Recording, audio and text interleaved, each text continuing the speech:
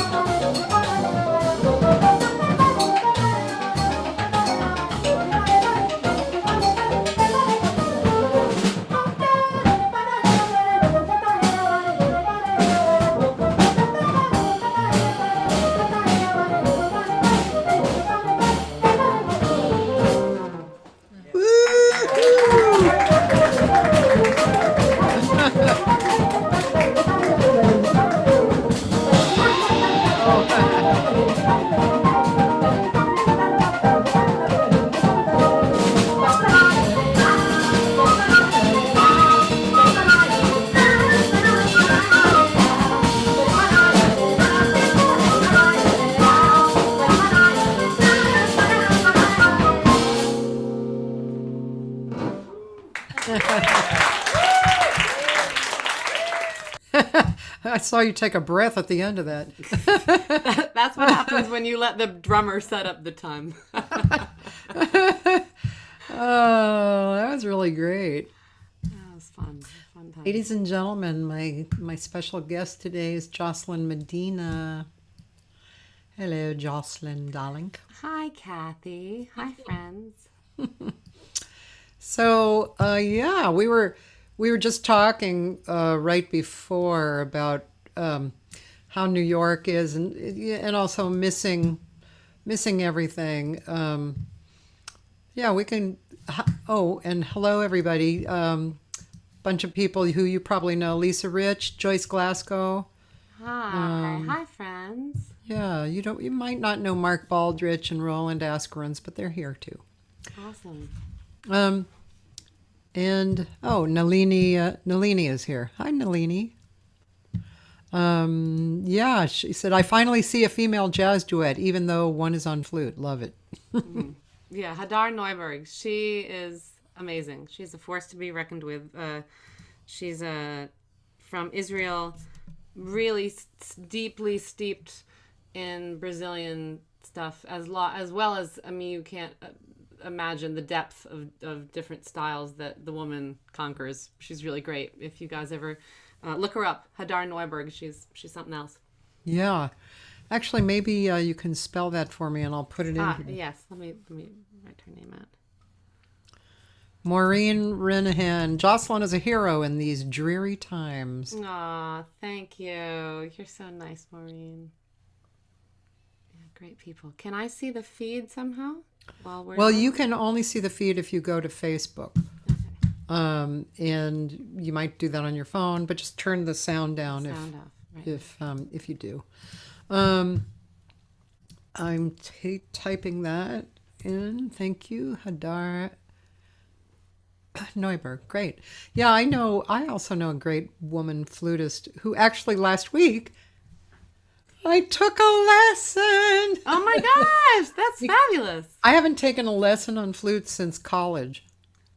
Good for you. Amazing. And yeah, and I suddenly realized, I know this is a duh thing, but I suddenly realized when I was talking to her, because I interviewed her, that I hadn't taken a lesson since college. And why would I enjoy the flute at, just picking it up? I mean, I've picked it up over the years, but I've never really had fun with creating with it. Why would I? I haven't taken a lesson in 30 years. So we had a great lesson. I was so happy. What fun. Good for Yeah. you. Yeah. This flutist is Lori Bell. She's probably a lot like Hadar. Just total commitment, obsession with the flute, and for years. That's great. That's great. It's one of my favorite instruments to play with. It's such a pretty instrument and really beautiful to play. It's very kind of sensuous in a beautiful way, Although Lori calls it the bitch princess because it's very temperamental. Right. I like that. That's what kind of girl Lori is. So, yeah, we were talking about. We can continue talking about a little bit how you said it's getting to be really. I forget the word you used. Not sentimental, kind of a loss, basically, of not being able to play with people. Yeah. The it's a nostalgia for a lot of things. It's for the people, the musicians themselves, and then also, as we were talking, it's a closeness with the musicians. The hands-on, the hugging, more than like the 6 feet away elbow bump. Yeah. And Yeah, the elbow bump is so not. It's not warm and fuzzy. No.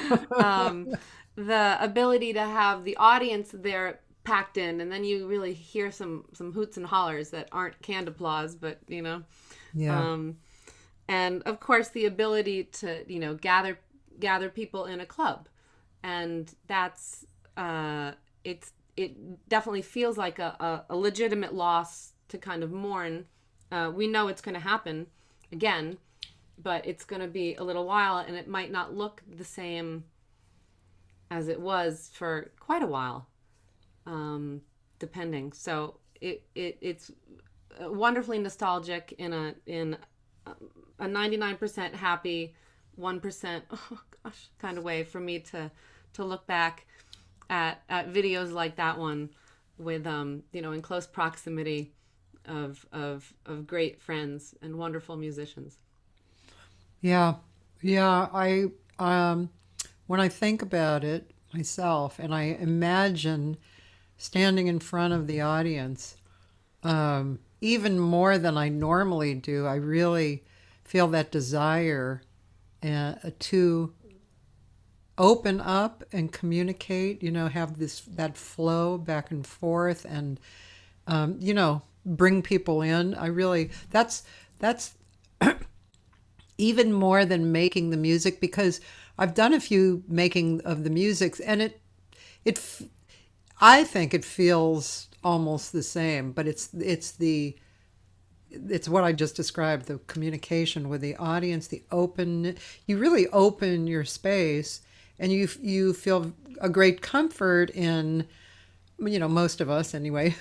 I mean, this is what we strive for. We feel very comfortable and open with these people who we're giving something to, and they're giving to us. That's the thing that I think I miss most. I agree. It's not the same, even if you get everyone's camera on and you have a bunch of little boxes in front of you. You can hear one clap at a time. But it's definitely, and knowing if you can connect individually as you're performing with people, that's something that's definitely there's not quite a substitute. I find that in group teaching, that is been a similar challenge for me. Yeah, I agree. I teach a music theory class at a community college at LaGuardia Community College, and there's 16 kids in the class, and well, not kids, some of them are adults. There's 16 students. Yeah. And if you can get them all to even turn on their camera is one thing, but to have them all at the same time, and as a teacher, like a playing a concert, I one feeds off of the feedback from your audience or your classroom, and that's very challenging in a virtual environment to have quite the same sort of back and forth. So yeah, and also your jam sessions, and we call them jam sessions, but they're really showcases, aren't they? It's a music sharing hour. Music sharing, yeah. Right. That's a good. That's a nice. I haven't heard that term. That's nice. Yeah. There's a singer from Santa Barbara, Sandy Cummings, who mentioned that she's thanking you. She has only been to one, but she thanks you because it's really a gift that you keep doing that. You had been doing that live, right, as a jam session live for years.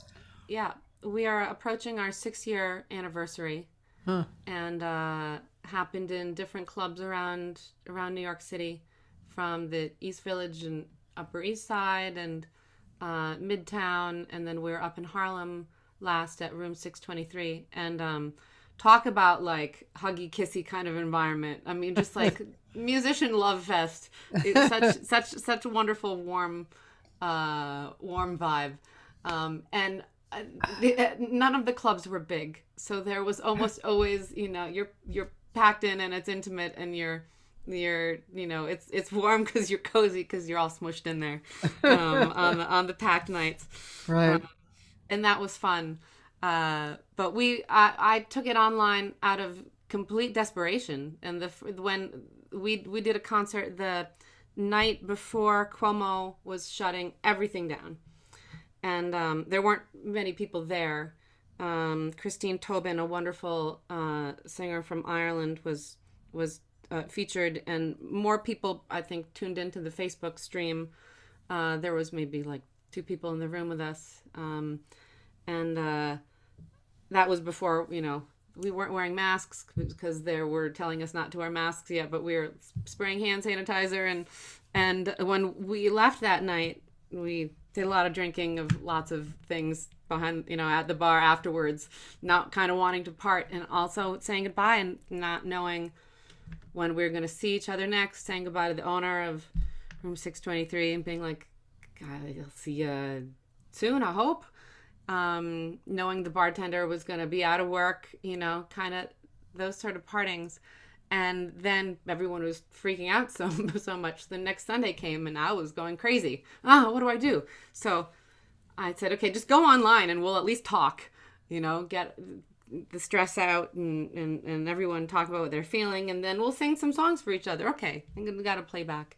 And that was such a comfort. Oh my goodness. Especially when you feel like you can't open the door and go outside, even to say hello to your neighbors, because it's really that kind of lockdown. So as someone that lives by, I live by myself. So that was a bloodline to me. And it still is. So every Sunday is a gift. And I say every week, oh, I look forward to this all week. I really do. Yeah, it's a good time. That's good. That's great. Yeah, so Sundays, for those of you listening, you can go on, is it on your regular Facebook page or it's a different no, page? it's its own group page. It's the Sunday Vocal Jazz Jam is the Facebook group page. Vocal Jazz Jam, yeah. Mm-hmm. Yeah, I was the guest at one last month with my friend Carrie Frank on, he was playing a keyboard, but he really shines on B3. I mean, he's a monster B3 player. I mean, that's one gig I really miss going to. He had this weird, quirky gig at this place called Three Hearts, which is down in Hollywood, and it's kind of an underground place, but it's been there for years.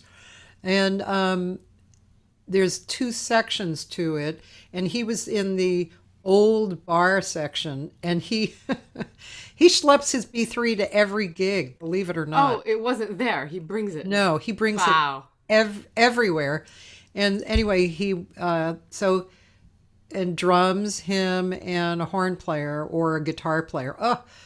God, I mean, talk about a release, listening, just really, really great. He's such a happening player. Yeah, so, he was great.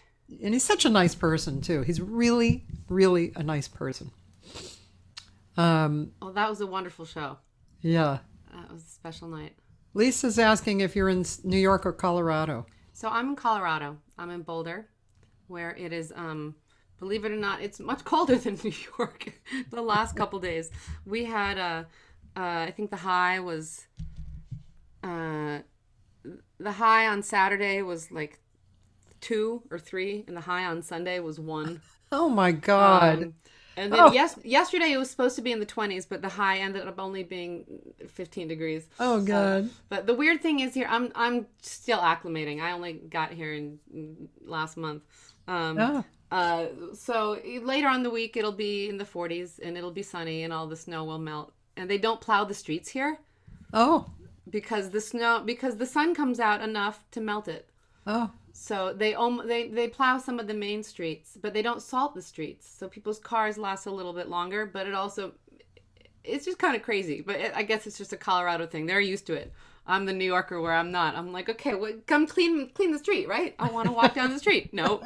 Put on your hiking boots and your snow pants and go deal with it. Why did you move to Colorado? Well, I came here kind of as like an experiment. When the pandemic hit, I didn't leave New York right away, but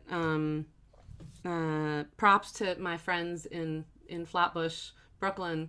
It was one of the hardest hit neighborhoods, and I didn't see why I should stay there, so I moved upstate temporarily to my parents' place, where there's not a lot of people. It's mostly cows and cornfields anyway, but in the pandemic, really no people. So that was a much easier place to be isolated, and continued to pay rent on my Brooklyn apartment. And then I just, sometimes big things happen so that in our lives we're kind of pushed into like, okay, what has that changed that maybe I thought maybe about doing but no, I was too comfortable and it seemed like a kind of a pipe dream to think about. Yeah, at one time you were considering moving here, right? And I did, yeah. I mean, I probably still would apply to some great teaching gig around LA to get to move there.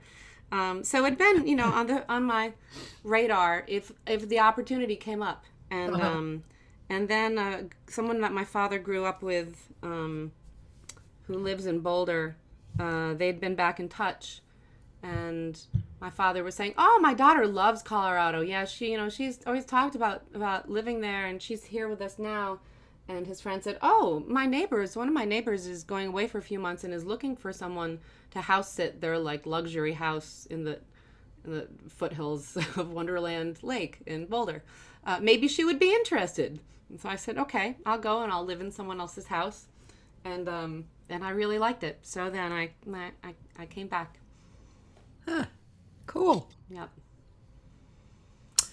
There's some great musicians out here. Yeah. And that's a nice draw. There's, of course, every scene is smaller than New York. And I'm not done with New York. I'm just not there right now. But there are some wonderful quality musicians and fabulous people making really good music. A good Brazilian music scene here too, which is fun. That's really nice. Yeah, I haven't caught on to it, but when it's not quite as cold, people are out. I mean, Colorado's outdoors all the time, but people have been making music outside here on a pretty regular basis. Wow. So yeah, we'll see when the weather gets warmer. Props to everyone that's continuing to play, like at the gig you were saying, Cathy, where your friend, the outside heaters are on, and people still making music. So that's great. I keep thinking about the piano players, really, mostly, just the fingers, I don't know if you can ever like even just be near enough to the heater and have your drummers, no problem, probably, right? Maybe bass players have a little bit of a problem. Yeah. Actually, I remember I have actually some pictures in my music room of some gig I did at the LA County Art Museum in cold weather, and everybody was wearing gloves, and the bass player was wearing gloves with cutaway. Yeah, and it's just yeah. I mean, you do what you got to do, right? Right. There's that video. I want to say it's in like Copenhagen. I can't remember. There's some old video of a Coltrane performance where they're outside and it's really cold, and the whole first half of the first song, his horn is out of tune because it's freezing, and then halfway through the song, as more hot air is being blown in the instrument, by the end of the song, like is in tune, but they're outdoors and you can see people's breath. It's like that cold. So I wouldn't want to be a saxophone player either. Not my choice to be singing in a winter coat if you can help it, unless you're like Christmas caroling. But right. Let's see. Mark said he enjoys listening to the videos on your website, and yes, Dave, she was on Deb's show a couple of weeks ago. It is true, and we even have some video from that. Maybe we should watch that. Sure. Isn't she a lovely person? Oh my gosh, this is like, she's a saint. Deborah Graff is a saint. She's her. Haven't met her in person, but this woman's heart is just so big. She's a lovely person. Yeah, she really is. And doing these benefit concerts for the Innocence Project, which is a wonderful, wonderful cause. And she's just so positive. Those are the sort of people that I feel like are drawn to my session as well. People are always positive. And that's then more positive people want to be a part of that. That's a key in making music now, and also a key in encouraging the up and coming next generation of musicians is to be welcoming. And she's a little over the top sweet. I love it. Yeah, she has and her show. She interviewed me on her show. That's cool too. She has this show that is really touches on people's perspectives, and deals with how do you stay positive through a negative time. Yeah. Well, she's a therapist, right? Yeah. Yeah, So music. I mean, or every type of therapy. She kind of offered that in her spiel. If you're feeling down, be in touch with me. Yeah. Yeah. So I'm going to play you. Let's see. Yeah. So there's two songs there. I don't know if you want. The first one is it's a Brazilian piece by Javan. Mm-hmm. And the second one that follows it, I think I have it bookmarked to. Oops. Well, let me see. Let's try it in that. There we go. There she is, Dr. Deb.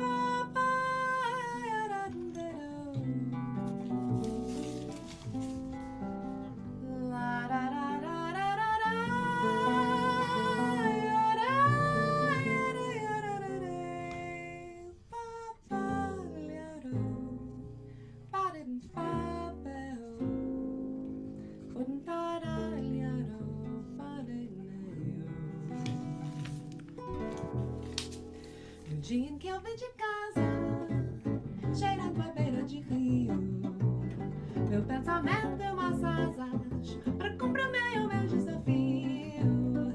Meu pensamento rodou, conquistando, tocando esse trem, andando bem. Acho que mais te sei de uma senhora que parece ali, mas disse que eu não aceite, já com mais companhias. Quando te tá tão meu leite,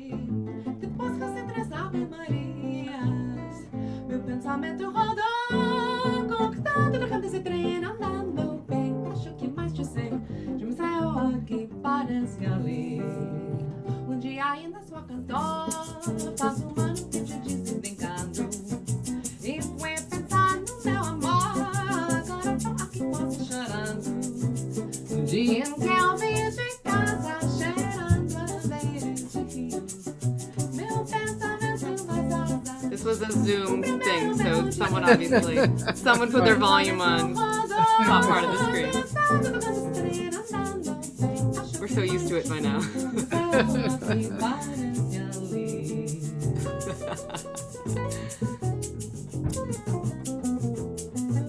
It's a great guitar player based in Boulder named Bill Copper.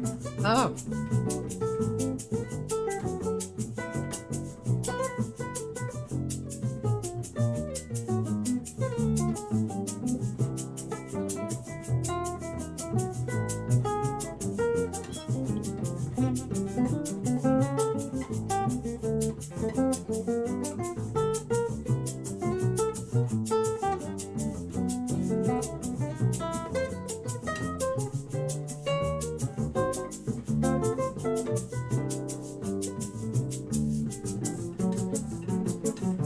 Bass player also named Bill McCrossan. Okay.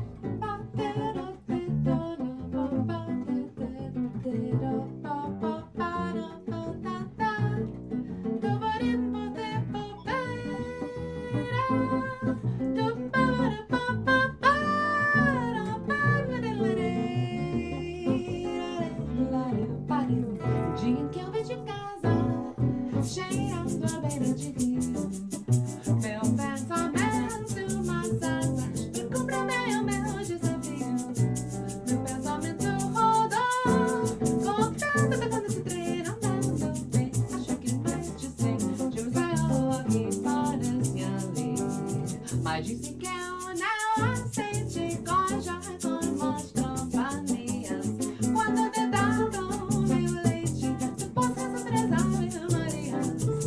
meu pensamento rodou. Contando de fazer trem andando bem. Acho que mais dizer, eu não sei aqui parece ali.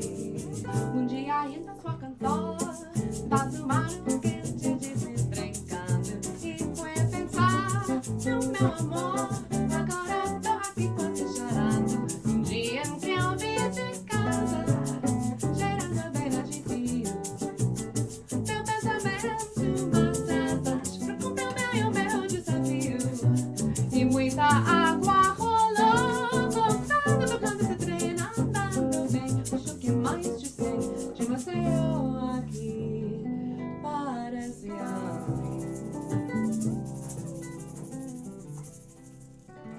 Nice. Javan. So I was supposed to see Javan play in New York last May, Uh-huh. May 2020. And did so much work to get those tickets all in order. Got a big group of us in New York set to sit in a row. So I look forward to getting to hear him live one of these days again. Ticketmaster hasn't given me back my money yet, but one of these days. I have a few questions. One is your percussive playing. Have you studied that? You're really good at it, and also it's interesting to me because I never did study it, and in my percussion I emphasize the one, and you emphasize the two. Off. Mm-hmm. Yeah. I've only as a kind of amateur way have I studied Brazilian percussion. I did study some. I've got a beautiful pandeiro that I can't play very well. But most of my experience as a percussionist is West African. So I play right. Ghanaian music and did that in college. Spent a summer in Ghana, and then that's actually been a part of my life ever since. There's a group in New York City, a wonderful master of Ghanaian music named Robert Levin, who's also a keyboard player. He subs on 5 different books at the Lion King. He's that kind of guy. Oh yeah. But he runs a group called the Rhythm Monsters, and we based in New Jersey, we would get together every 2 weeks for years and years and years and years, playing traditional Ghanaian percussion. And I know that they did their best when it was warm out to try to find some big open space in Jersey to still play. But that's tricky because normally we rehearse in a really small basement, someone's basement, gathered together. Yeah, they're loud. It's a lot of instruments, and a lot to carry out, but worthwhile. But it's beautiful music, traditional Ghanaian stuff, really heavy polyrhythmic, kind of mind-blowing, kaleidoscopic Yeah. stuff that gets in you. And I've got a drummer too here. I know there's some Ghanaians floating around somewhere in Colorado. I haven't found him yet. Oh no, But, that's worthwhile, isn't it? in LA, Nani Agbeli, who is the one of the drumming masters with whom I studied in 1998 in Ghana. He's in LA, and I think he does. I don't know. He was doing a lot of teaching and playing all over the place. But Nani Agbeli is his name. His whole family is monstrously talented. Wow. I have a friend, one of my fellow fish to bird people, has a long and very involved history with Senegal. And she also dances. And yeah, she was just telling me the other day about this experience that she had after studying this one particular dance style for 10 or 15 years. She was in Senegal, and there was some kind of a contest where this little tiny it was a sports event, I think, and this tiny, very dirt poor city won, and the city went crazy. They had this long street blocked off with like 10,000 people there, and the rhythm was down at the end, and people were getting into the middle and soloing in dance. And her friends pushed her into doing it, and the crowd went berserk. And she said they danced till, 4 a.m, all of them, and yeah, wow, what an experience, And so tell us about your time there. You spent a summer there. I spent a summer there. Yeah, it was completely transformative. I also didn't know what I was doing. I was this little white 20-year-old girl who had never really played a drum before. Oh, wow. I got money from a research grant that I never actually turned in the research, but I got money from the grant, and I had written a letter, snail mail letter, to it's actually Nani's older brother, Emmanuel Agbeli, who was kind of running this little cultural center in Copeia, Ghana, where his father, who had recently passed away, Godwin Agbeli, was a drum master, internationally known, who had really done some incredible work in bringing Ghanaian music out and bringing new things into Ghanaian music, and had started this cultural center where foreigners, whoever, could come and study, and you live there in the center and take many hours of drumming lessons in the morning and the evening. And I had heard about it from another friend who had done more of a ethnomusicology research thing. So I sent a letter to Emmanuel, and however longer I got the letter back, yes, okay, come. And got myself there. Looking back, this is so before cell phones. There's no running water or electricity in Copeia. The closest town over, you had to go, and every couple days the phone would work, and you could make a collect call home. Just thinking about now, we're so connected to technology now, like how I made that trip happen. But it was such an incredible learning experience. I had to play the little drum, which is called the kaganu, that goes. That's basically what it does all the time. I think I had to play that for like 4 days straight. That's all I could play, because you had to be able to play it for a couple hours steady before they would teach you the next thing. A really, really intense type of teaching, but you'll never, it'll get inside you. You'll never forget it. So that changed my life, and it was in between colleges. I came directly from Copeia to Boston and started at Berklee College of Music then, and immediately joined Joe Galliota's West African ensemble. So shout out to Joe Galliota. He's still at Berklee. Wonderful teacher. And those people those are my closest friends. So I think the percussionists at Berklee were the people that I connected with the most, because I was fresh off the ship from my experience. I got lots of singer friends as well. But there was definitely a little bit less vibing in the percussion department. Maybe just not quite as many people. Well, I can imagine even just the instruments. I mean, they dictate a different kind of relationship. If you're playing together, percussion, Yes. It's a different thing. Yep. Yeah. Interesting. That's so cool.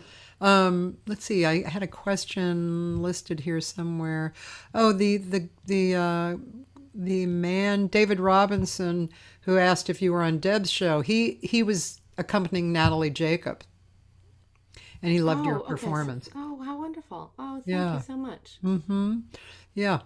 And Toby, yeah, this is an interesting question, and we can both talk about this, but Toby's asking, is scatting actual words, and what are they made up of? Go ahead, Jocelyn. Oh boy. So it depends. It depends on whose mouth this is coming out of. But it could be for a lack of words. My personal take on it, it is what is comfortable coming out of one's mouth. So not overly contrived, which is not to say that, old school Ella recordings where there's lots of shoobies and kind of overly done words where it really sounds like words. Not to say that's not legitimate. I had various ways that I was taught improv. I took a lot of improvisation classes from instrumentalists. So they weren't teaching you what to say. They were teaching you the notes to sing. Yeah. I also took a class with Bob Stoloff, who's got, he writes the book on what syllables go quickly. How do you say this funny pattern? Doobity hoobity hop. He'll give it a name, and it works. And it works because the man can, He's a genius. He can scat faster than most instrumentalists can play. Yeah. Also, I had some teachers less traditional approaches to kind of what you say and how you say it, considering vowels. And Luciana Souza was a influence on me. She would make it suggest you consider what instrument, if you are blending in an ensemble, or if you are coming from the perspective of an instrument. Are you a flute? Are you a trumpet? Are you a ba ba ba? Are you that, or are you a hoo da hoo? Depending on, if that's your perspective. You're probably not saying actual words, but you can also there can be a lot of meaning in the vowel choices. Like I love the way Sarah Vaughan, and Sarah Vaughan's scat solos. Not only are there hip notes, but she's just got these big, amazing vowels, and her use of they're on purpose. Maybe they're not she didn't plan it ahead of time. So there's incredible resonance from her instrument within the sounds she's making when she's improvising. Yeah. And yeah, so it's very personal. What's your take, Cathy? Well, yeah, I mean, first of all, I always point out to students that the words which you touched on, the words have changed over the years. In the days of Ella, when Ella was really happening, and Carmen didn't scat that much, but in that period, Sarah, they were doing the wow, booby shooby wow, they were really into that. And like you said, that could be very authentic. That had nothing, the words themselves had nothing to do with the authenticity. It was the artist. But then over the years, we started, it wasn't, I think it was a reflection of how the music was changing. I don't think, because Ella was, being a musician, right? She was being an instrumentalist kind of. But then we started getting softer sounds. Ooh, ma, blip, blah, da, boo, ba, buck. It wasn't like bee, babadi, wowie. It wasn't that kind of stuff. And I remember there was a period that I studied improvisation with Carl Schroeder, who was a pianist who he was head of the piano department at Musicians Institute for a number of years, and he played with Sarah for 9 years.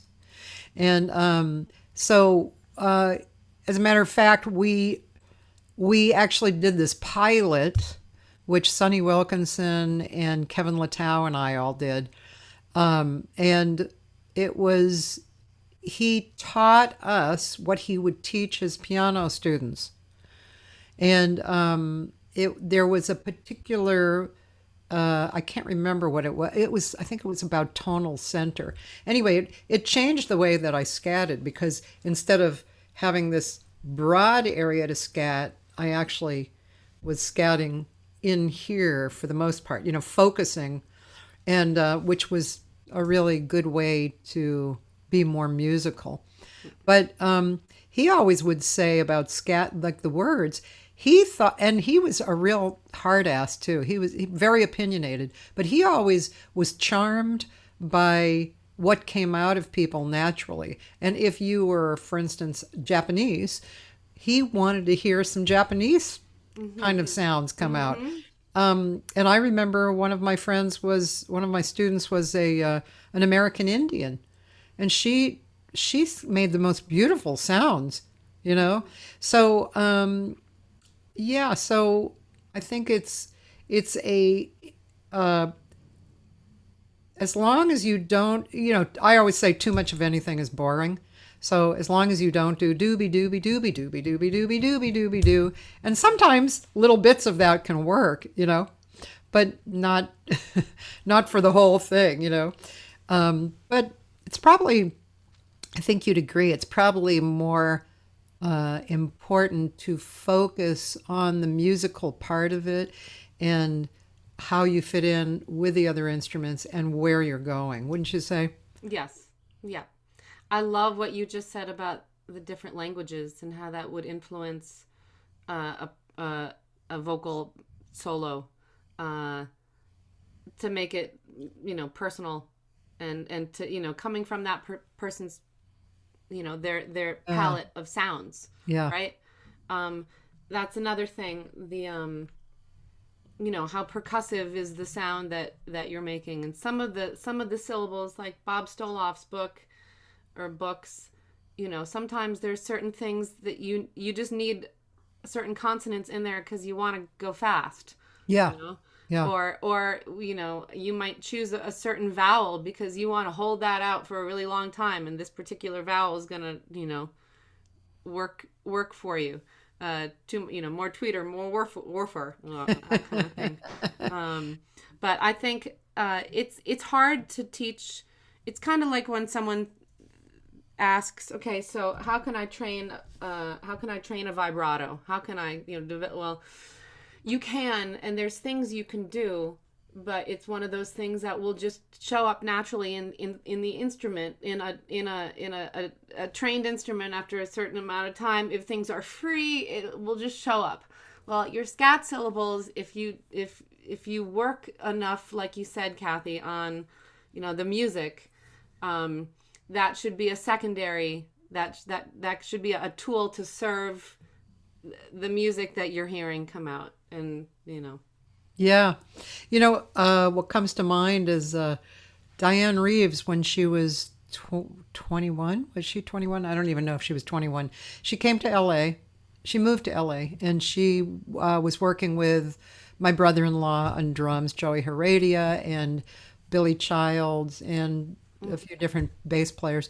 And she had this thing that she was doing. She was very, very young as far as her experience. And it was definitely an amateurish kind of a thing, with rhythm. And it was a scat thing that she was doing over and over again. And it ended up that thing ended up being her unique mark. And it sounded great. After she used it, she worked it, she used it, she liked it, she had faith in it, and it worked because of all that. She was committed to working it out, I think that's, that fact may be something that people, as students, you and I are both teachers, and students sometimes don't really get that. They want something. They want to achieve, like being able to scat, for instance, and they feel like, okay, I'll work on it, but they don't quite get the process is it's a commitment, and you have to do it.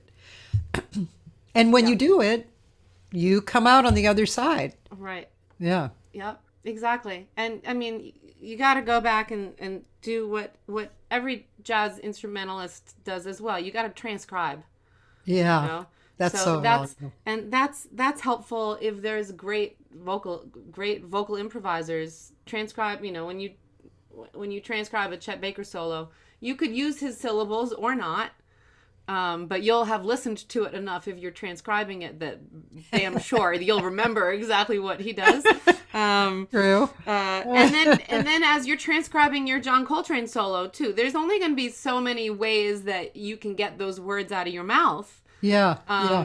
So you might not have lots of choices to shooby shooby when he's doing some weird atonal passage really fast. Whatever can come out will come out. That's true. That's funny. All this stream freezing, transmission problems have been happening more lately on Facebook. Sorry, on our end it's fine, nice and clear. And I'm even checking it on my phone and my Facebook. So I have no streaming issues at all, but I have had some last week, especially with Europe. Sounds and weird things. But you know what my Facebook is doing on my phone is it's actually typing what we say. I have had some last sorry, hold on one sec. I'm doing just what you said to try to not and weird things. But you know what Okay. Do you see typing underneath, or is it only? Yeah, I got to figure out how to turn the volume down. There we go. So to me, oh yeah, there's captions. Did I do that? I guess I did, but it's not on my computer. It's only on my phone. So interesting. It's on my phone. That's great. I have really no cool. idea, because my brain, can only handle so much technology, and then I have a little freeze. Talking about a freeze. Yeah, it can be overwhelming. So in April 2020, when I moved upstate with my parents, who are 78, and my father's a tenured college professor, and my mother runs an art history department. They are very smart people, but man, when the technology was put into their laps to have to figure out, it was really challenging. We had a lot of times, a lot of little emergencies, or it seemed like an emergency, where I would kind of have to break things down for them, and then also and try to tell these very smart people that don't feel stupid because this thing is hard, and why is this so easy for the generation coming up? Because they haven't known anything different. Yeah. So, if you just got a smartphone last year, which was the case with my parents because I'm the one that got them the phone because I want them to text me, then, you take things step by step, and all of a sudden everything is on Zoom, and everything is cell phones and microphones and mute buttons, and it can be overwhelming. Yeah, it's really a lot. I've been working making another single. I'm going to release another single. Oh, and by the way, Paul Jost says hello to you. I spoke to him this morning. Oh, wonderful. So on my new single, he is a guest partner with me. It's really fabulous. It's great. Without blowing the surprise, I sent him the song with me singing, and what he sent me back blew my mind. And you'll hear it. I'll tell you later, but I don't want to blow the surprise for everybody. But so I'm making another iMovie with it because I really like that process a lot. And so I've done it 3 times since the summer, and that's actually pretty easy, but you have to, in the beginning, when you haven't done it, it seems overwhelming. And I think a lot of this stuff is like that. You have to do it enough times to remember what to do and to feel familiar with it. It's like, oh yeah, I can do that. I'm grateful to, I guess, having not had always a surplus of finances in paying New York rent, as so many do, but you gotta have videos and you gotta have your up-to-date things. and you can only ask for friend rates from your videographer friend so many times before Yeah. it's just like, okay, I got to figure this out. Yeah. So here's the video, here's the recording. They're not synced. I want to cut this and cut that, and it takes a long time at first. But like you said, Cathy, if you can once you do something, oh, I got that. Okay, can I remember exactly what I did so I can do it on these other 6 tracks? But that's great that you're putting out music now. I haven't put out anything whatsoever, but it is inspiring that people are doing stuff remotely in just as creative a ways. You know, like Kate McGarry was just recording the other day. She said she was just putting the final vocals on a project where everything came in pieces from different musicians in different places, and that was the first. And Yeah. she said, yeah, most of the time, you know, we're going to the studio and we spend weeks and weeks and weeks and weeks, and now everyone's doing their own part in like 2 days and it's done. Yeah. You know, so I was talking also this week with Stephen Nachmanovich, who is the author of Free Play. Mm-hmm. You know that book? I you know, someone just told me, I think it was on Sunday, someone just was like, have you not read that book before? Oh yeah, It's like, it's a Bible book, you Yeah. know, it's just it's on like my list. so great. But he's an improvisational violinist as well. And so he was telling me how he and his partner do, you know, actually create together. They record improvisational music. And I kind of got it, and I've thought about it before, and I've even touched on it a little bit in the last year. But it's, again, you know, it's something that you have to focus on and do it a number of times until it just feels like it's not difficult, you know. But yeah, I mean, that's going to be more and more, isn't it? So Right. we really should be doing it. Hey, I wanted to ask you, do you do you speak Portuguese?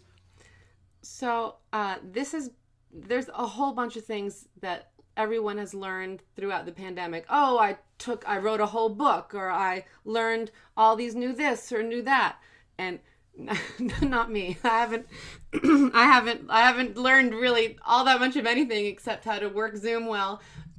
But I have been learning Portuguese. That's the one like thing I've been teaching more than I've ever taught in my life. So I have been passing on the information, but in terms of taking in information, the only thing productive that way is that I have a good friend of mine, Sergio Ducati, who is a student of mine and also from Brazil, and we've been doing exchanges since. I feel like we did it before the pandemic a couple times, but it was challenging because we'd have to work out, you know, and then there's subway travel, and he lives in Harlem and I live in Brooklyn. And on Zoom, we're able to do that pretty easily. So I don't know when I'll get to go back to Brazil. I was there in 2006. Oh, wow. Long time ago. Long time ago. And it's always on my list. We might need to wait till they have a different government till it's quite the same, and also but that is such a plan of mine, is to have some sort of immersion in Portuguese, because Brazilian music is very, very dear to my heart. But I think I wanted to learn to really be able to speak Portuguese, because I am ashamed to record it if I can't really speak it. It sounded pretty good. I mean, I wouldn't put out a record singing in Portuguese until I can carry a little conversation. well, I mean, I'm you were working singing- towards that. You were singing some pretty fast stuff. You know, Kate and I recorded a beautiful song called Velho Piano on a record of mine called The Jazz Chamber. And I got training from Otmara Ruiz's wife, Katina de Luna, who's from Brazil. And Kate she had trained a lot, actually, in pronunciation. and emphasis, uh, and it was fun. It was really fun to do. As you know, I mean, when you sing "Girl from Ipanema" in Portuguese, it's a way different feel than singing it in English. It's just the whole, olha que coisa, I mean, instead of tall and tan and Yeah.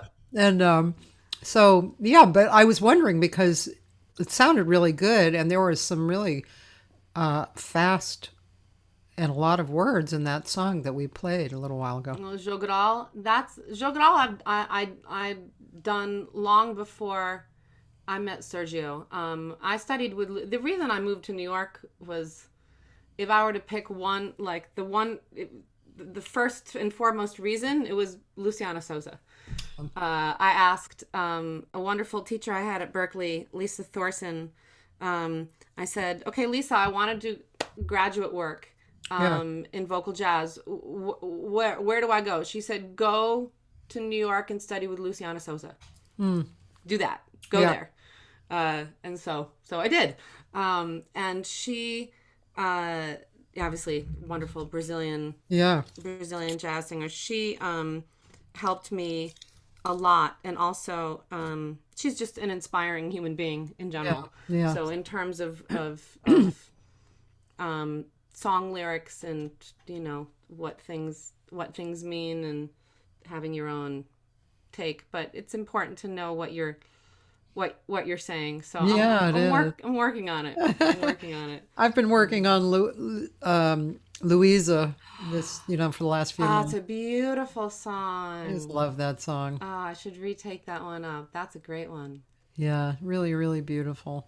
No matter how many times I sing through it, I love it. You know how sometimes a song will kind of lose its enamor, but not that one. It's really beautiful.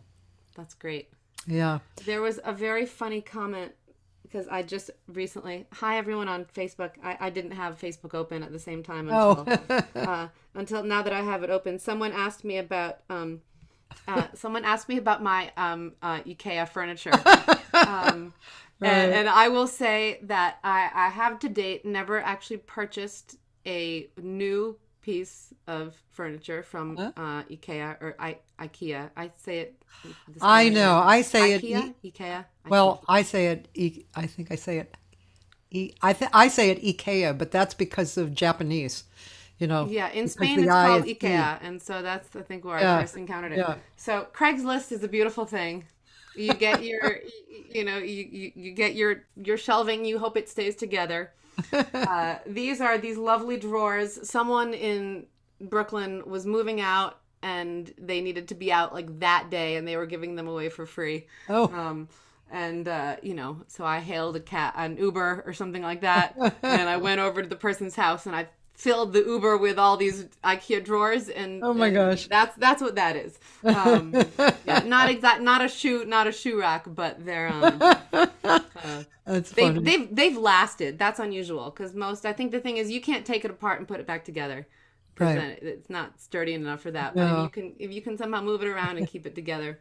Let's talk about your teaching, because that's kind of a huge area for you.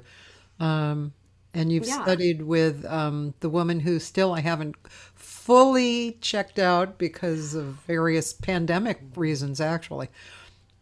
Yeah, gotta do it. So I am fortunate to have met this wonderful mentor, incredible human being, Jeannie Levetri. I met her in 2013. She is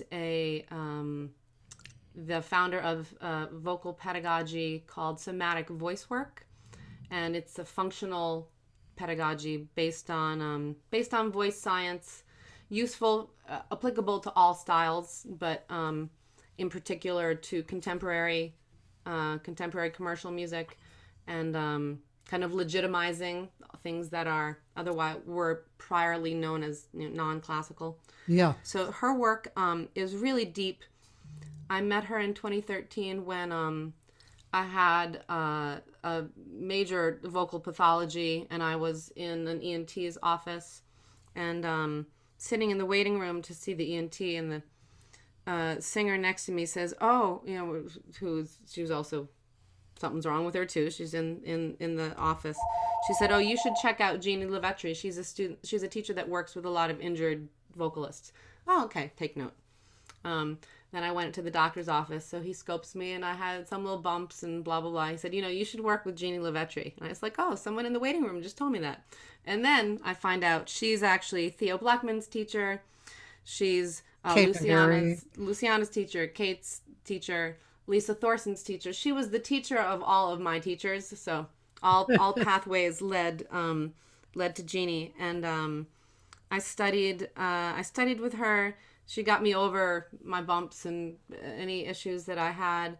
Has made an enormous difference on my singing and also, of course, my teaching. She gives 3 levels of certification classes to voice teachers. She does it every summer, although we just did level 1 of her training online in January. We were online this past summer for the first time. Normally, she's at Baldwin Wallace University in Ohio, but the online format so far has worked really, really well. She gives webinar series constantly. She's doing one right now on Monday nights. And I would encourage any singer to check it out. There was a whole bunch of folks from my jam session who did the level 1 training she just gave in January. It was wonderful. And I've been on her faculty since I was kind of fast-tracked into I was studying, working towards being a faculty. And then when we went online, there was way more participants than they had anticipated, because people from internationally could take part, and you can actually do the training on your own time, watch the video. So like, let's say you're in Australia, you watch the videos from that day's course, in your own time when you wake up. So there was people from all over the planet. And so I had the opportunity to really train fast into training trainees. And it's I can't recommend it enough for any singer, any vocal educator, definitely any singers out there who have any issues, or if you're a singing teacher who works with students who have issues. There's a lot of pedagogy out there that kind of can only take you so far. Methods that you either need to be a certain type of advanced to get it, or the sort of thing that you might not be able to use for all of your students because it doesn't really communicate to all of them, or that it only kind of helps you with one sort of type of music. And I'll say that somatic voice work it's a golden key. So that's my blurb on that. But and you're teaching. Have you been, before the pandemic, were you teaching in schools or? Yes. So I was spending 4 to 5 hours a day on the subway going between many schools. Wow. So I'm grateful to spend less time with the MTA. Yeah. But I teach and continue to teach at LaGuardia Community College, where I do music theory and have some voice students there. Normally I would do a group vocal class there, but that's not happening. I teach privately for the Dalton School, which is a high school on the Upper East Side, for Bloomingdale School of Music, which is it was a faculty concert. The first clip you showed of me, the Forró Brasil, was a faculty concert at Bloomingdale School of Music on the Upper West Side, a great community music school. And I teach group classes for the New York Jazz Workshop School, which anyone can register for. It's on Thursday nights from 7 to 8 p.m. Eastern time. And we actually make it the group class. We don't actually get to sing at the same time, but we've made it work online. So yeah, that's 1, 2, 3, 4. Yeah, 4. So normally I'm in from Queens to Upper East Side to Harlem to Midtown. So Zoom makes it so I stay put a little bit more. But I'm very grateful. It's actually worked worked really well. I actually find that a lot of students who might otherwise have said, "Oh, I'll take lessons someday." I feel like, I don't know if this has been your experience, Cathy, that there's people that are like, "Well, okay, what else do I have to do now? What excuse do I have to do now? I guess Yeah, I do. now's the Yeah. time." Yeah. Yeah, it's great. I mean, I wish that those students could be here, you know. Right. Just, you know, like you said before, it's just a little more challenging to really get into the student's space and help them, you know. Yeah. But I mean, it works, but it's challenging. It takes more energy, definitely. Yeah. You know. Yes. Yes. The beginning, I'm sure you felt this, and I'm sure everyone watching this would agree that you felt it in the beginning, especially when you're just getting used to the hours on Zoom. Felt like a marathon. Couple hours, you know, you get up to try to stretch, and it's actually even different somehow than you might have been sitting in your teaching space for many hours in person. But Yeah. with the computer, it's the amount of concentration it takes in terms of listening, Yeah. and the little things you have to try to pick up on, you know, that you're not positive about. Right. And then Zoom has a glitch, and you're like, "Oh, is that what I heard? Oh, can you do A that lot again?" of the stress, I think, is technical, you know, being aware and in control of the technical difficulties. And like you said, listening, it's like, I think I heard that. So let's address that. But yeah, the technical thing, you know, the cutting out, you know, even on their side, if you're going to sing with your guitar, I might not hear the last part of the line. Right. You know, so it's it's very interesting. I mean, it is what it is, and like you said, it's nice that people can just go, you know, I think I want to try singing. I think I want to do that. I've always wanted to, and I'm just sitting around here a lot, so let me try. I think that's really nice. Hey, let's listen to another another piece of music from you.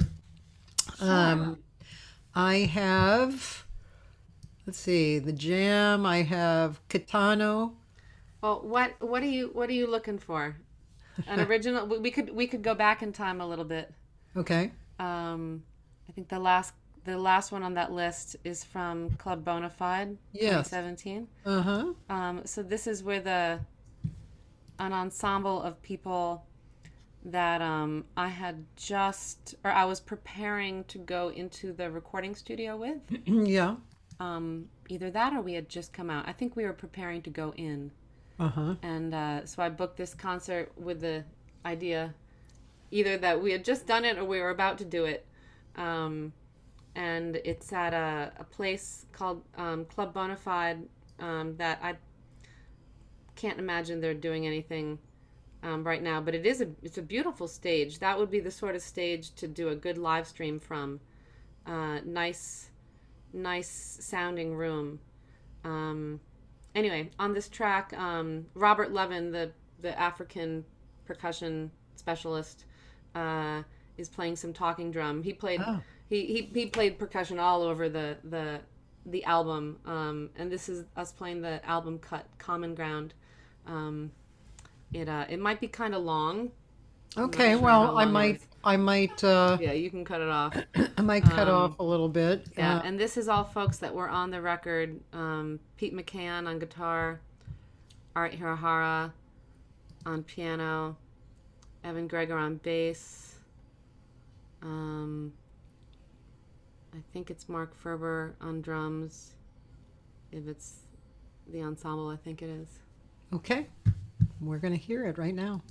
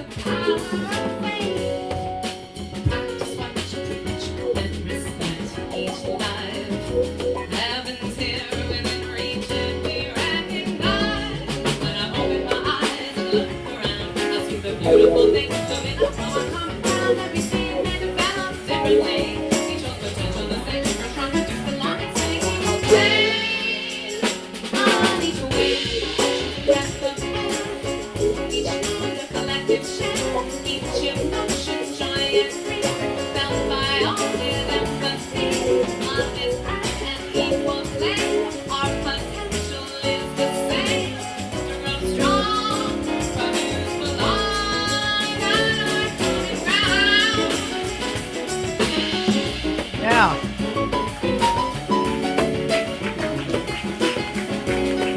Art here, Hara. Yep. Great.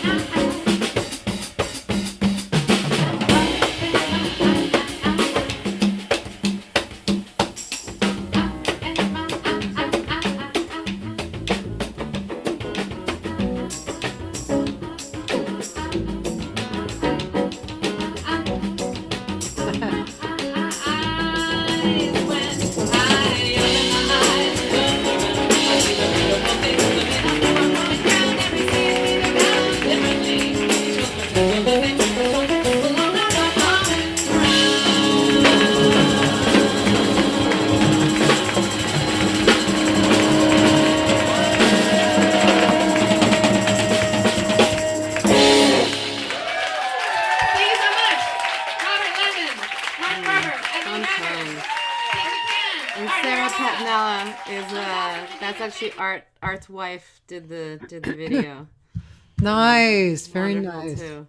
Yeah. Thanks for playing that all, because it's really fun for me to feel like I miss those human beings so much. I miss those human beings. And one thing, the jam session is so much fun. It's great to hear people playing with the background track, but I feel like you're not able to stretch Yeah. in that setting, and that's, I feel like, a muscle that we all kind of miss flexing. Yeah. Is, definitely. when you feel like, especially, I'm sure that was the last song in the night, and we're like, okay, we're just gonna go as deep as we can make this go. Yeah. And that's that's something I miss. I know a lot of people do. You gotta just set it up carefully with your musician friend in your 6 feet apart house setup. Yeah. I have to admit, I have not heard you. I don't think I've heard you in that area of your range. I've heard mostly upper register stuff, and that your lower range is really beautiful. Thanks. I think the fast Brazilian stuff tends to take me Hi. higher. Yeah.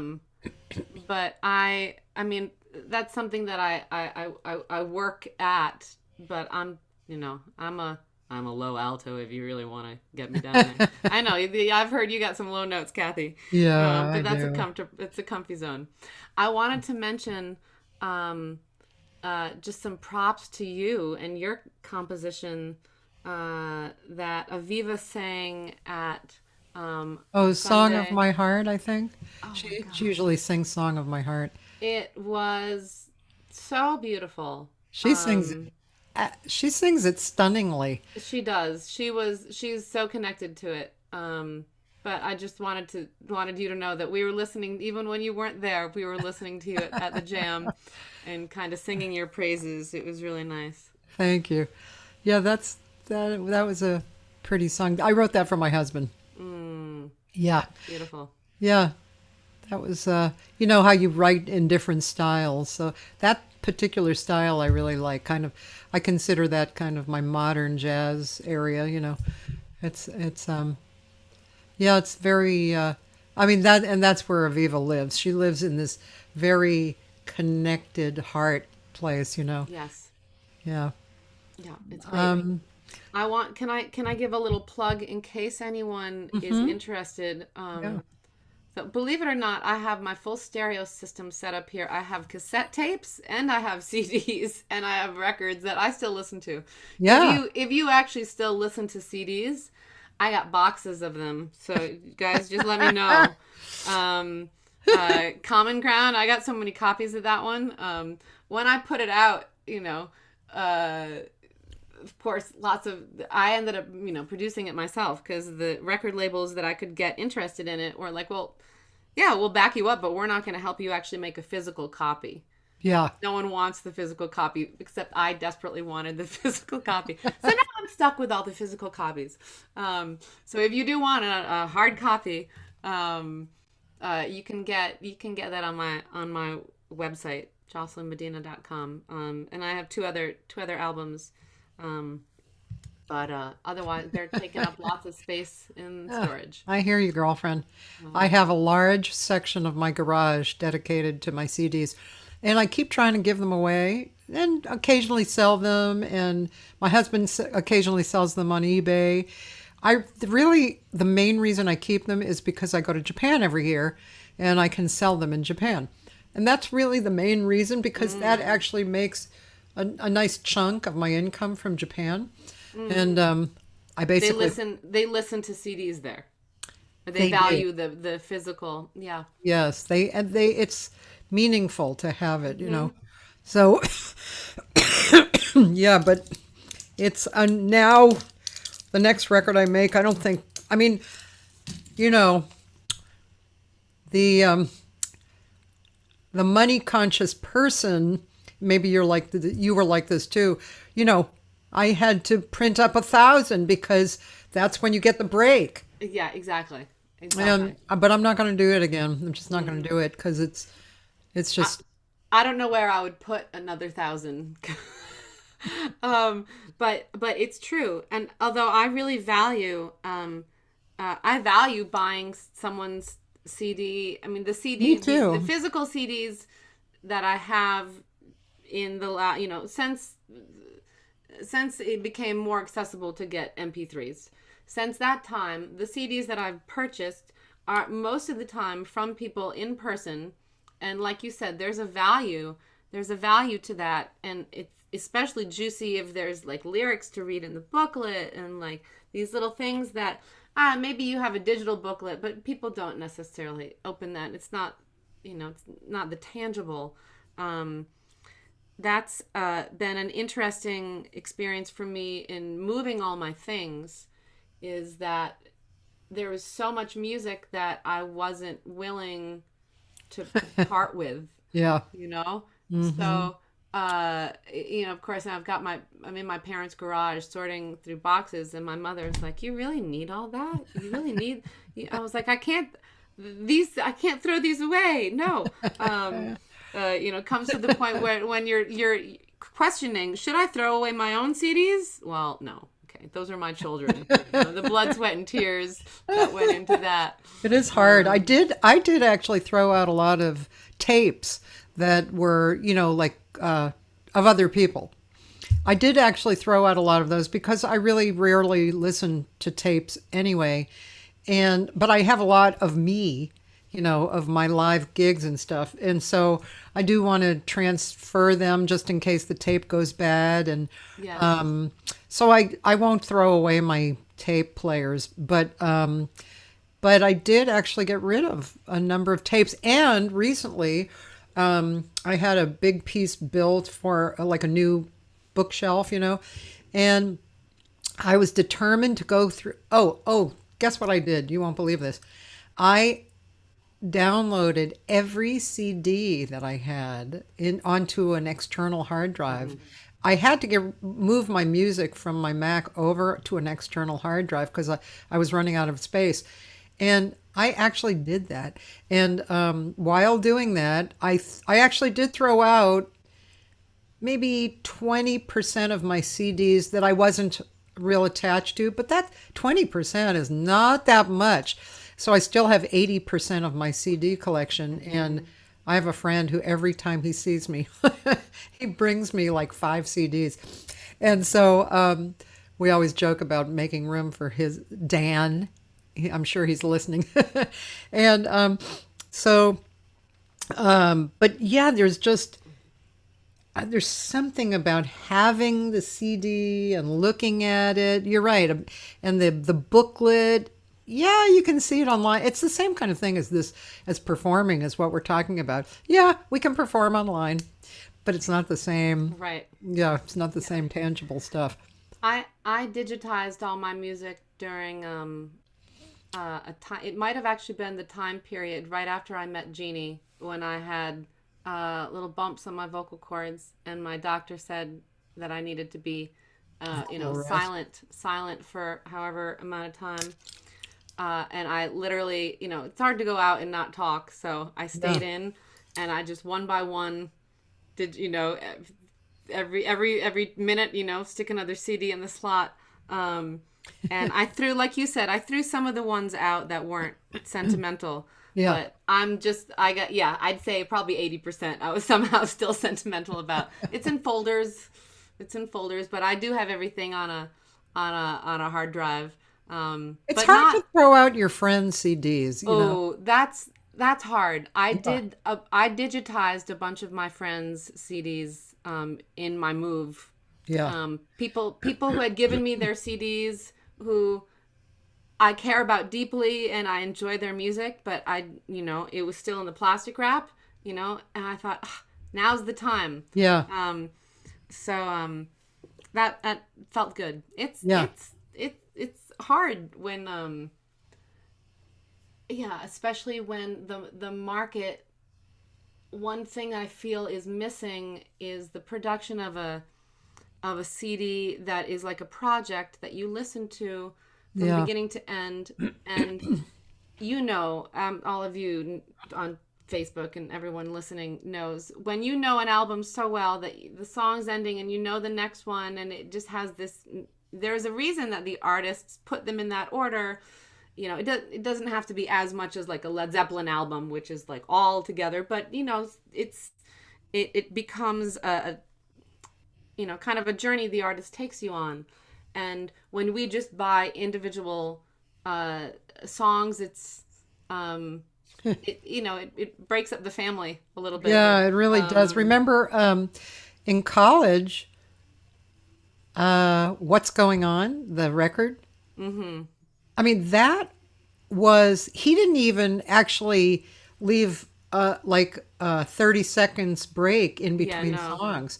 It was like a suite, and it totally made an effect on me. Wow, totally.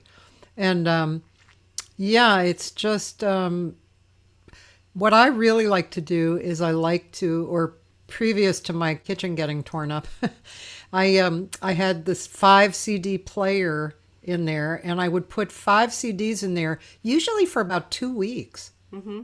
And I would just let them play the whole CD and then go move to the next one for 2 weeks. It was really nice to listen to music that way, And I refuse to not do that in my new projects. I'm still going to do that. I'm still going to plan. I'm still going to decide what comes next, what opens the whole project.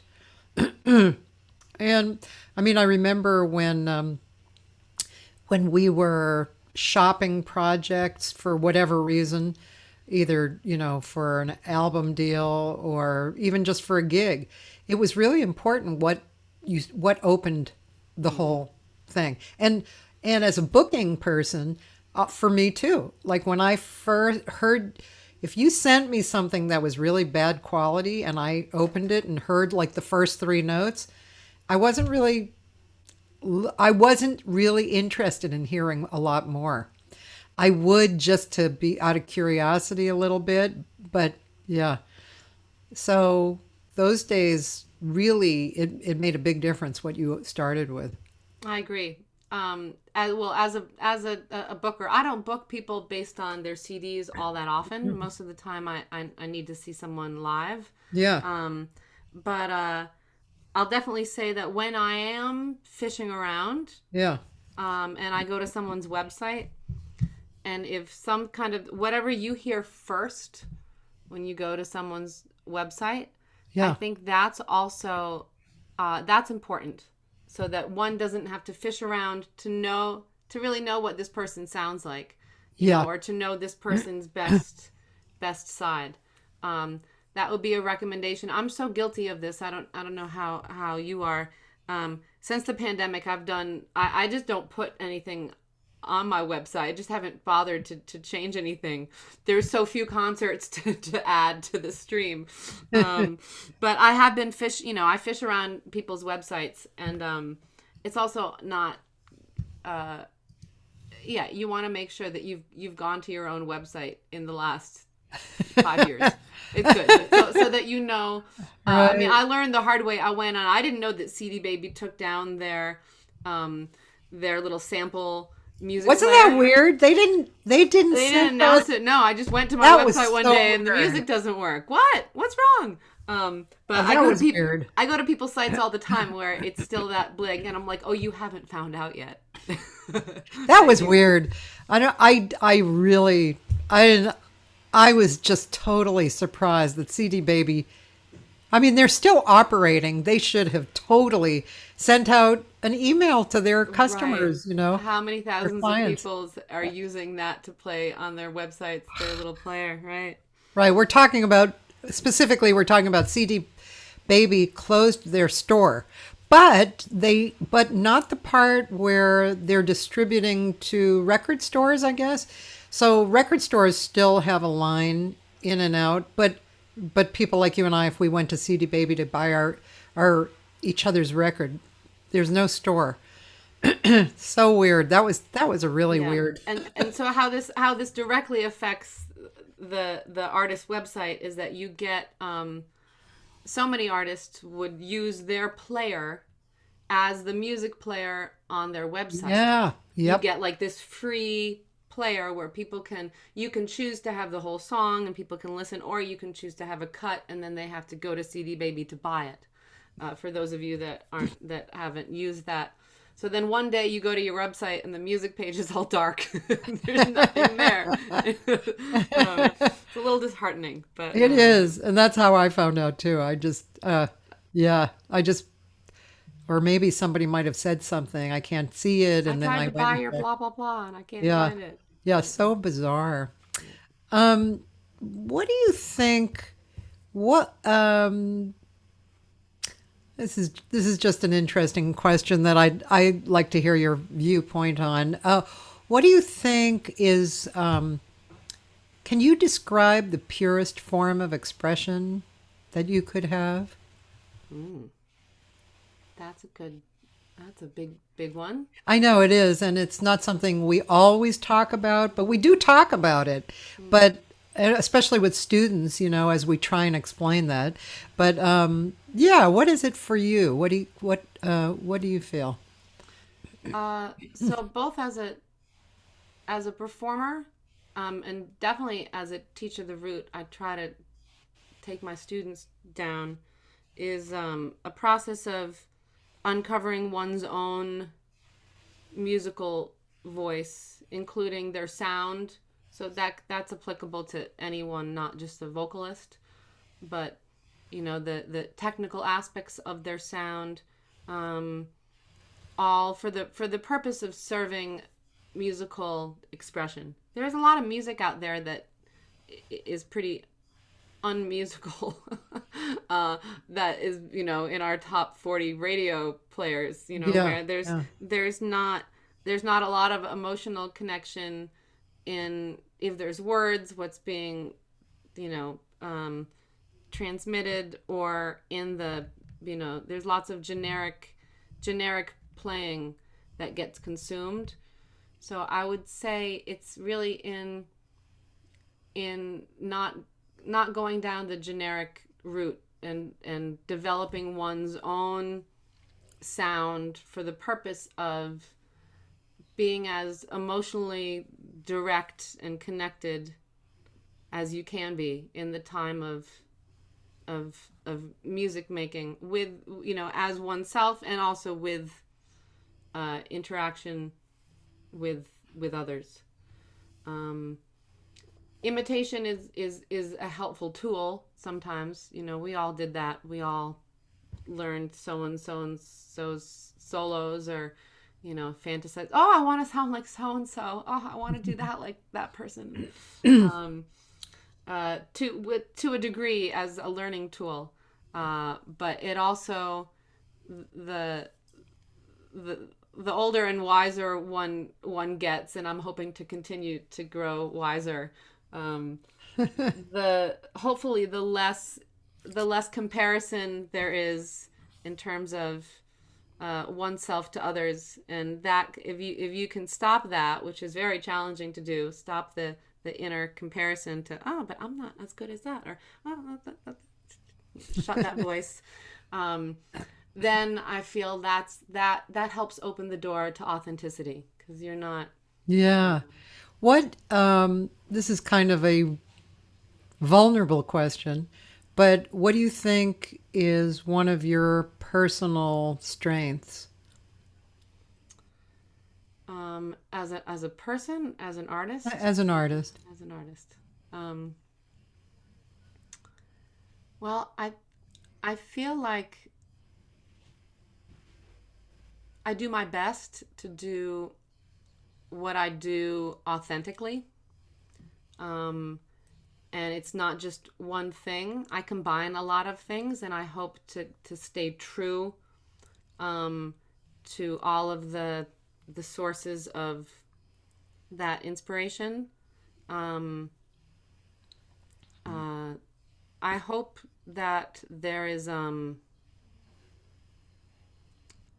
I strive to have a message, to have a meaning behind what I do as an artist, with the goal of being some sort of shared joy that lifts up the universe around us. It's a lot of what you do, Cathy. But music with a purpose. I guess everything has a purpose. Something that can reach beyond what I can do in my direct surroundings, in a way that inspires or alleviates trouble or uplifts the spirit. Yeah, that's beautiful. And I mean, yeah, I think we probably appreciate it in a different way because we're performers and teachers, and we're performers at a level of professionalism. But when we watch people who do that, it's it sometimes moves me into hysteria, crying. Many times when I've watched Kate McGarry, I've cried many times. I mean, Yes. this was even years and years and years ago when she was, younger and living here. And it's that direct connection to herself being a channel and an open channel, and with honesty and vulnerability and what's the word everybody's using now? Authenticity or transparency. I mean, that really makes me weep. Paul Jost has moved me to that. Sheila Jordan. There have been many people. I'm just thinking of a few people in the last bunch of years who I've thought of. And actually, on the other side of that, it's funny because I have a very high threshold for anger. So hardly anyone sees me angry. But when somebody is singing, especially, playing too, but singing, because you see singers do this probably a little more than instrumentalists, and they're misusing what the gift is, I literally lose it. It's like I have Tourette syndrome or something. I just absolutely, it just like snaps in and I I lose it. So yeah. But yeah, that is a crucial element. I've looked at that more and more and more. And that's why I like people, who are outside of jazz too. Sting, Tom Waits, just to mention a few, Yeah, I would agree. Definitely Kate McGarry. Just thinking of concerts in the last, the last 6 months of life, that, left you just thinking and touched you in a way. Instrumentalists can do that as well. I feel, man, I had a hard time the other week. I had just finished teaching, I was just starting teaching my Thursday vocal jazz group class, and one of my students came on and she said, "So what do you think about Chick Corea?" And I was like, "What do you mean? I love Chick Corea. What are you talking I know. about?" Like, I'd listened to NPR really early in the morning, and then that was the end of my news day. Man, so of course I've got all my records here in one place in a way I can look at them. I'm looking at all my, I'll Return to Forever, and all just totally broke down that night. Yeah. And listening to some of his music that influenced me a lot. Very, everybody has a voice, every instrument and every composer. Yeah, that of many tears shed. Those weren't as happy tears, although there are so many happy moments in Chick Corea's music, in how he's inspired me. But that was a hard loss. We've had a lot of That was a hard really losses. hard loss. Me too, because I knew Chick in various ways, and I recorded at his studio, and Oh wow. and yeah, he affected me musically and personally. And even just listening to him speak at the IAJE years and years ago, I felt totally connected to what he was saying. I knew where he was coming from, and yeah, that. So it's not just the music, but it's the person, their presence, and what they bring to it, and also, I mean, especially in his case, how he communicated to the world. He was in last year actually. We saw him at the Recording Academy here because his last, well, one of his last records, Antidote. Did you hear that record? No, I didn't. I remember hearing, oh, there's a new Chick Corea record. You got to get that record. That is an amazing record, and I highly recommend the documentary. It's so cool. So anyway, they were showing the documentary, and he was there, and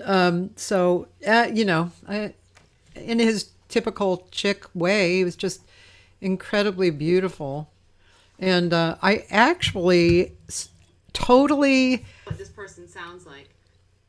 What person? Oh, I think you are unmuting something from Facebook delayed. Oh, I don't know. But I was going to say that totally unrelated to. I really wasn't going to look for this, but I have to show you guys this. What I found, because I was just looking. I was just doing my, normal looking for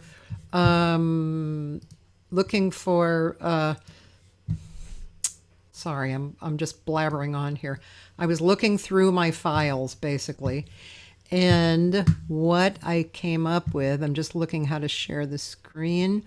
Here we go. Is this picture, which is, oh my God, Thad. This is his son, who's probably now, Thad, I'm sure he's in his 50s, but I can't remember how old he is. So he probably was like 17 or yeah, something. he looks just like him. Wow. Yeah, totally cute. And Miles.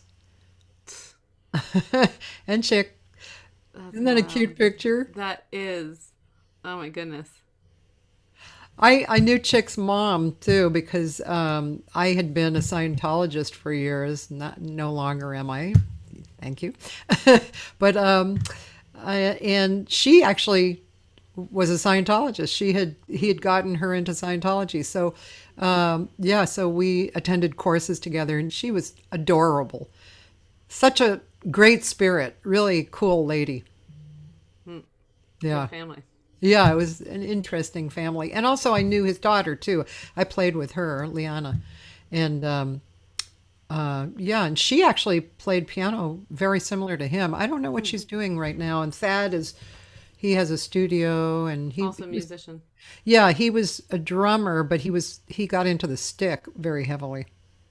Nice kid too. Oh, well, now I say kid, but yeah, he was, Right. When I first met him, he was pretty young. He was in his 20s or something.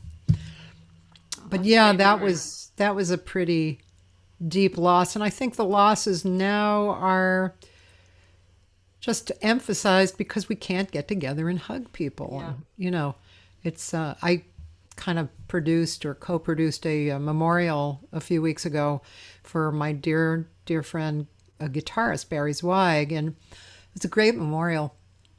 But his daughter had been waiting because she wanted to create something where we could all get together. And finally, it was, he died in March. So she just realized, I just got to go ahead and do something so that we can all have a little bit of closure on it, That's one of the most challenging things. Whether you're dying of corona or dying of something else, it's a heartbreaking time to mourn, and to not mourn with, in person. And not be able to go and visit people too, like some people in the hospitals, and that really hurts my heart, not just for me, but for other people too, that's just, something wrong with that one.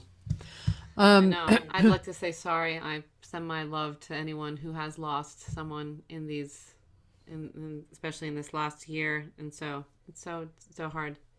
I wanted to mention on the topic. I guess I was in terms of kind of the goals, what's most important as an artist. That Yeah. topic. Yeah. One thing that I had just remembered, there's a beautiful thing composed by letter composed by Herbie Hancock and Wayne Shorter called Oh, yeah. Letter to Artists. That's so good. I would highly recommend anyone read that if you haven't. I'm a practitioner of Nichiren Buddhism, which is Oh. the same practice that Herbie and Wayne do, Yeah. and a lot of it all goes together. Yes, Buddhism it does. and jazz. Yes, And yes. there's some great books I'm reading now. I think I started to read it before the pandemic, and then all reading kind of went away until recently. There's a wonderful book written by Herbie Hancock and Daisaku Ikeda, who is Oh. Daisaku Ikeda is the Yeah. aging leader of the Soka Gakkai of Nichiren Buddhism, the organization, worldwide organization. He's an older man now in his almost mid 90s in Japan, but he and Herbie have a wonderful dialogue.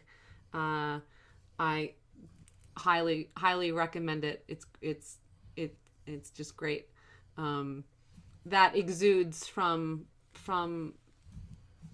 Herbie's music, from Wayne's music, that like the pure source of inspiration and wanting to, inspire, lead the world towards, happiness and world peace. And Nice. they're good examples of kind of what's the purpose to making art, why are we doing Yeah. it? Yeah. Yeah. That's great.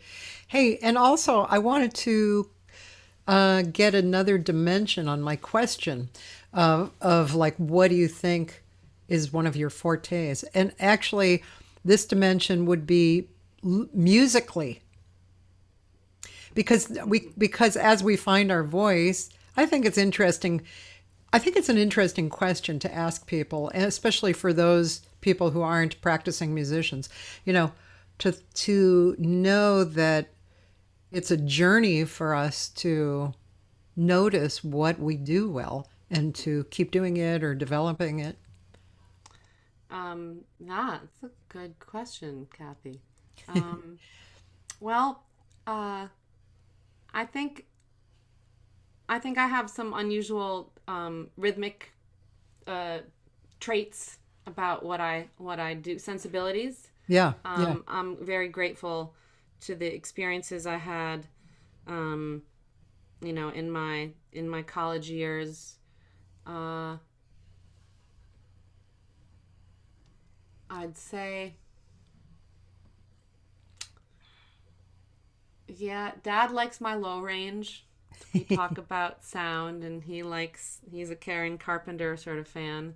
So there's some sonic things that I feel like I embody that. Yeah. And some other things that I love to do, but I know it's a little bit more work. Yeah. Some Yeah. of the upper range stuff. I feel like I'm an honest improviser. It's taken me a little while, like anyone, to get there. To feel like I have a comfortable voice that is my own, and there's always more work to be done. Yeah. But that I've had the opportunity to explore in lots of different genres what that means. I've spent a good period of time studying classical Indian music, which is on my pandemic list of things to start practicing again. And that's only since 2014. So that was kind of an aspect of something that opened up my musical sensibilities and has definitely influenced my strengths as an artist, in terms of as an improviser and kind of how my approach to sound. Yeah, it's a hard thing to talk about. I think That's why I said it was yeah, vulnerable, because it's like for instance, what you said about your scatting, that's how I feel about my scatting too. I'm honestly producing it, and sometimes it works, sometimes it doesn't, but I feel like I'm honestly connected and delivering it. And that's, in that case, that's all I can, I feel it's all I can hope for. And I don't have to be the best improviser on the planet. As long as I'm doing that and it's musical, I'm okay with that. right. I would agree. That's very much how I feel. Yeah. I would think this would come that you would feel this way as well from what I've heard of your music. But I feel like I'm a solid lyricist. And Yeah. I can tell a story. I can convey a message. That's Yeah. another skill that takes a while. There was a friend of mine who is in a songwriting, taking some songwriting class, and was saying how, oh man, I have to journal every day. And I was like, oh, I miss those days, man. When it's true. Yeah, you got to do that. If you want to write something, you got to practice. You have to flex that muscle. That feels good. Now is a good time to journal. We got a whole lot to write about, right? That's true. Yeah. Yeah. I haven't journaled in, God, so long. No, it's been a long time for me too. Although I did actually, a few months ago, I did journal one day just to kind of, because I said, God, if there's any time to write something down, it's now.